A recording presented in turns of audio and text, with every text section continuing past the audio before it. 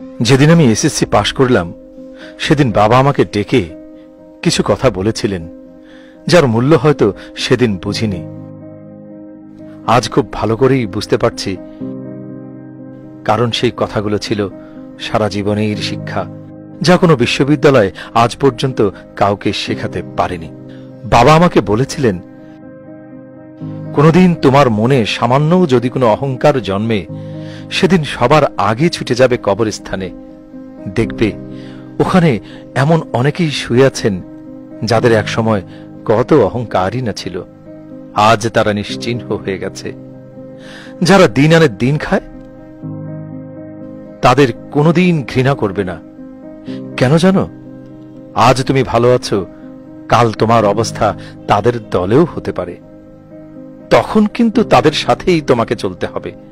সেই সব বন্ধুদের থেকে নিজেকে দূরে সরিয়ে রাখবে, যারা একজনের অবর্তমানে তোমার কাছে এসে বদনাম করে। কাল তোমার অবর্তমানে সেই বন্ধুরাই অন্য কারো কাছে গিয়ে আবার তোমারই বদনাম করবে। না খেয়ে থাকলেও কারো কাছে হাত পাতবে না। যদি হাত পাততেই হয়, এমন কারো কাছে হাত পাতবে যে কোনোদিন তোমার কাছে টাকা চাইবে না, বরং সে চাওয়ার আগে তুমি তাকে টাকাটা দিয়ে দেবে। নিজের বাবা মাই বাবা মা আর বউয়ের বাবা মা সম্পর্কে খালু খালা এই ভাবনাটা ভেতর থেকে ঝেড়ে ফেলবে।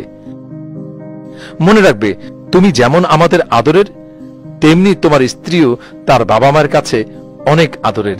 অতএব দুদিকেই সমতা বজায় রেখে চলবে। জীবনে যত বড়ই হও না কেন, কোনোদিন যদি একজন রিকশাওয়ালাও তোমাকে বলে আপনার ব্যবহার এমন কেন, মনে রাখবে সেদিনই তোমার পড়াশোনা জ্ঞান সব মাটি হয়ে গেছে।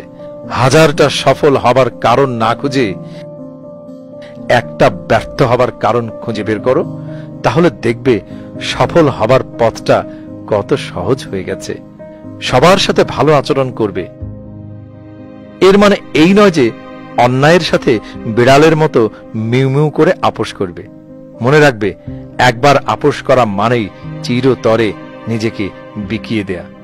কোনোদিন সবার কাছে ভালো হতে যাবে না, আর সবার কাছে ভালো হতে গেলে তুমি আসলে কারো কাছেই ভালো হতে পারবে না। আমাদের যেমন সবার চেহারা আলাদা, তেমনি মনের ভাবনাটাও অনেক আলাদা। পৃথিবীর সকল বাবাই এক একটা জীবন্ত বিশ্ববিদ্যালয়।